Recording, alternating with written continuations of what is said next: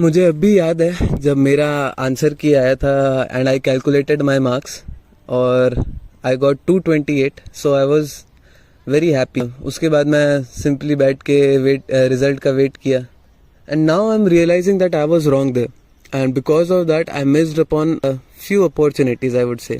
In this video I will be discussing with you कि आपको कौन से स्टेप्स लेने हैं जिससे आप अपने लिए कोई भी अपॉर्चुनिटी मिस ना करें।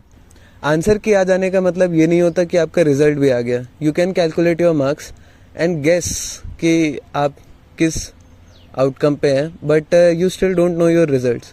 और ये बीच का ही टाइम जो रहता है आंसर की से रिजल्ट के बीच का, that is your golden period, जिसमें आपको कई सारे एक्शंस और स्टेप्स लेने रहते हैं जो आप अगर ना लें so you would miss upon the opportunities when ever the results come.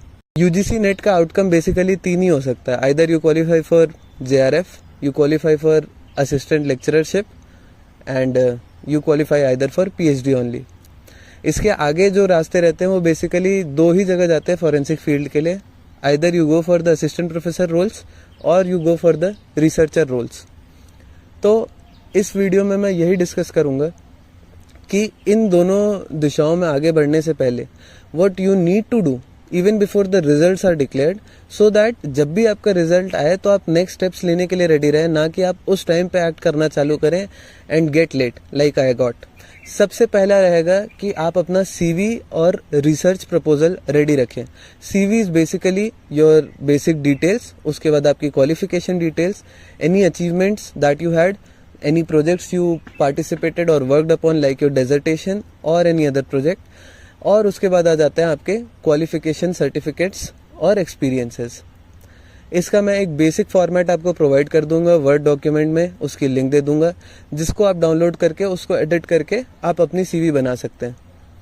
The second is research proposal. अगर आपको रिसर्च फील्ड में जाना है तो आपको एक रिसर्च प्रपोजल बनाना रहेगा along with a presentation that you need to present in interviews.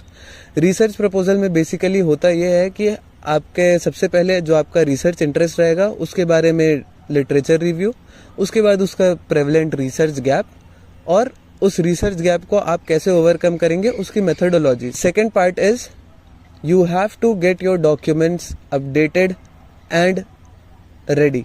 College के दौरान हम लोग कई सारे डॉक्यूमेंट्स को रिन्यू करवाना या फिर वैलिड करवाना भूल जाते हैं, जैसे कि OBC NCL सर्टिफिकेट्स अगर आप कास्ट से बिलोंग करते हैं जो हर 1 साल पे रिन्यू होता है, इनकम सर्टिफिकेट जो हर 1 साल पे रिन्यू होता है, ये सारे कई सारे सर्टिफिकेट्स रहते हैं स्पेसिफिकली फॉर द कैटेगरीज जिसको आपको सबमिट करना रहता है कहीं पे भी एडमिशन या फिर जॉब को अप्लाई करते time.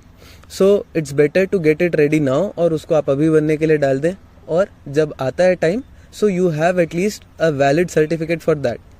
The second thing is आप अपने कॉलेज से सारे सर्टिफिकेट्स और डिग्रीज कलेक्ट कर ली। There is a long formality that you need to do. आपको कई सारे फॉर्म्स और ये सारी चीजें फिल करनी पड़ेगी ताकि पास आपका रिजल्ट रहे। So once you have your CV, your research proposals and your document ready, then we need to decide कि हमें कौन से आगे रास्ते पे बढ़ना है। Either we need to go for the assistant professorship roles or we need to go into the research field either through universities for PhD or through private parties। इसके ऊपर मैं जल्दी डेडिकेटेड वीडियोस ला रहा हूँ as it is a very detailed field and the reality is very different from what you expect. In the next videos I will talk upon that. Hope I see you soon.